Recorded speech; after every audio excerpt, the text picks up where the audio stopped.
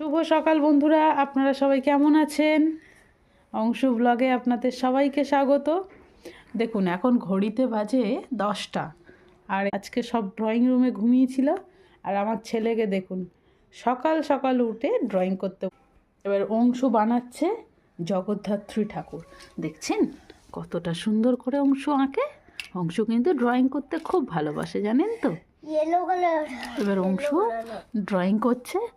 এই দেখুন, অংশুর ড্রয়িংগুলো আমরা সব দেয়ালে রেখে দিয়েছি, দেখছেন তো কত সুন্দর করে অংশু আঁকে। আরও অংশু ড্রয়িং করেছে, দেখা। তো চিকেন বানাবো। দেখুন, আলুগুলো কেটে ধুয়ে রেখেছি ভাজবো বলে। চিকেনটাকে সুন্দর করে ধুয়ে রেখেছি। এই চিকেনটা ধোয়া আছে। এদিকে কড়াতে তেল দিয়েছি।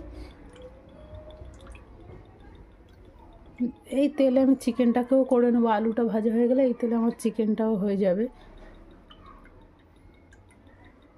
যেহেতু কষা কষা হবে, তাই একটু তেলটা আমি একটু বেশিই দেবো, তাহলে কী হবে। এবার চিকেনে দেখুন, আলুটাকে ভেজে নিয়ে সব, এই আলুটা আমি কড়াতে সব দিয়ে দিলাম।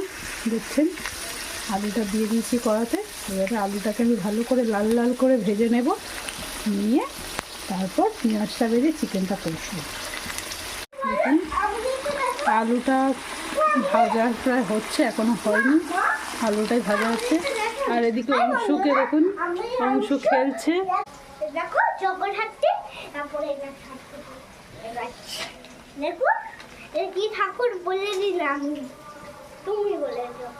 এটা জগদ্ধাত্রী ঠাকুর এঁকেছে অংশু, কতটা সুন্দর দেখছেন তো। এটা জগদ্ধাত্রী ঠাকুর। আলুটা সুন্দর করে ভেজে নিলাম, দেখছেন তো। আলুটা ভাজা কমপ্লিট। কেমন হয়েছে আলু ভাজাটা আমাদেরকে জানাবেন। এদিকে পেঁয়াজটা কেটে নিয়েছি। আর এই তেলের মধ্যে, গরম তেলের মধ্যে গোটা গরম মশলা, এলাচ, দারচিনি, লবঙ্গ সব দিয়ে দিয়েছি। এবারে পেঁয়াজটাকে দিয়ে দেবো।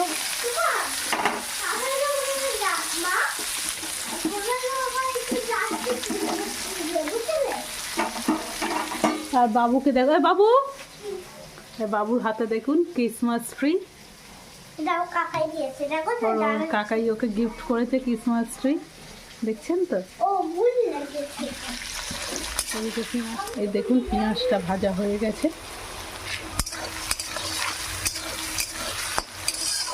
দেখছেন, পেঁয়াজটা ভাজা কমপ্লিট। এর মধ্যে আমি মাংসগুলো দিয়ে দেবো। এবার মাংসটা আমি বেশ কিছুক্ষণ ভাজবো পেঁয়াজের সাথে। তেলের মধ্যে কিছুক্ষণ ভাজবো, দেখছেন তো।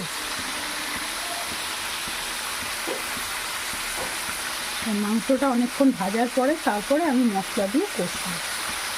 দেখছেন, মাংসটা আমি ভালো করে ভেজে নিলাম, আর একটু ভাজা হবে। দেখছেন তো কতটা সুন্দর করে মাংসটা আমি ভাজলাম। এই আমি মশলাগুলো দিয়ে দিলাম। দেখছেন, মাংসটা ভাজা হয়ে গেছে। এর মধ্যে আমি আদা, রসুন, হলুদ, টমেটো সবই এখন আমি দিয়ে দেবো। এবার এটাকে আমি ভালো করে কষবো কিছুক্ষণ। আর হালকা সামান্য একটু জল দেবো, সেটাও আপনাদেরকে দেখাবো। খুব বেশি আমি জল দিই না। দেখছেন, আমি মশলাটা দিয়ে এবার কষছি। এর মধ্যে কিন্তু আমি লঙ্কার গুঁড়ো দিইনি, কারণ আমার ছেলে তো খায়, তার জন্য আমার বাবুর মাংসটা আগে তুলে নেব প্রেসার কুকারে। নেওয়ার পরে তারপর আমি লঙ্কার গুঁড়ো দেবো। আপনারা আগে যদি এরকমভাবে করতে চান রান্নাটা, তাহলে লঙ্কার গুঁড়োটা দিয়ে কষবেন, তাতে টেস্ট আরও বেশি ভালো হবে, কারণ মাংসের মধ্যে লঙ্কাটা ভালো ঢুকবে। কিন্তু এইভাবেও খুব সুন্দর টেস্ট হয়, আপনারা কোনোদিন করে দেখবেন। আমি তো আমার ছেলের মাংস আলাদা করে করি না, আমি একসাথেই কষে নিই। কষে নিয়ে বাবুরটা আমি তুলে নিই, তুলে তারপর আমি লঙ্কার গুঁড়োটা এর মধ্যে দেব। আমি এবার লঙ্কার গুঁড়ো দেব আমার বাবুর জন্য। মাংস যেটা তুলে নিয়েছি এই প্রেসার কুকারে, দেখুন বাবুর মাংস আলাদা তুলে নিয়েছি। এবারে বাবুর মাংসটা জল দিয়ে এবার সিটি দেবো। বাবু তো শক্ত মাংস খেতে পারে না, বাবু একদম নরম হলে তবে খায়। ওই জন্য বাবুরটা তুলে নিয়েছি। এবার আমাদেরটাতে আমি লঙ্কার গুঁড়ো দেবো। এই দেখছেন, এই লঙ্কার গুঁড়োটা দিয়েছি আমি। দিয়ে এবার আমি সামান্য একটু জল দেব, কিছুটা অল্প একটু জল দিয়ে মাংসটাকে আমি কষবো। এই দেখুন লঙ্কার গুঁড়োটা দেওয়া হয়ে গেছে, দেখছেন তো কতটা সুন্দর হয়েছে। লঙ্কার গুঁড়ো দেওয়ার পরে কালারটা দেখছেন কতটা সুন্দর হয়েছে। এই দেখুন ওর ক্রিসমাস ট্রি, ও এবার সেগুলোকে ক্রিসমাস ট্রির এখানে এবার সব সাজাবে।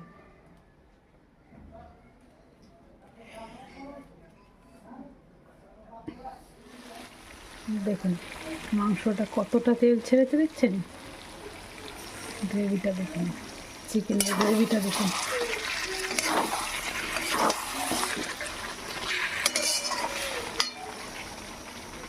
লাল লাল চিকেন কষা, এই তেল ছাড়ছে দেখুন।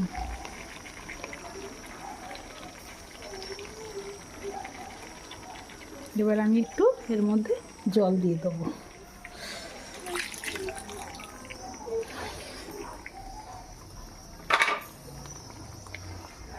আর একটু সামান্য জল দিয়ে দেবো, দিলে এবার মাংসটা আস্তে আস্তে,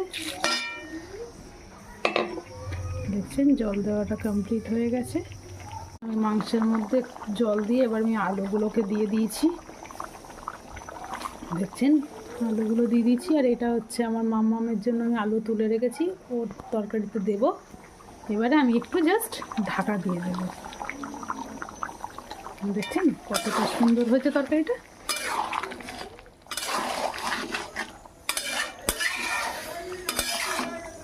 এবার আমি ঢাকা দিয়ে রাখবো 10 মিনিট মতো, একটু গ্যাস কমিয়ে।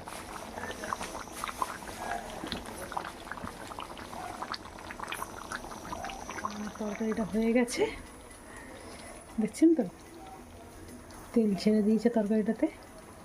আর এদিকে মাম্মামের তরকারিটাও কমপ্লিট হয়ে গেছে, একদম পুরো তৈরি হয়ে গেছে।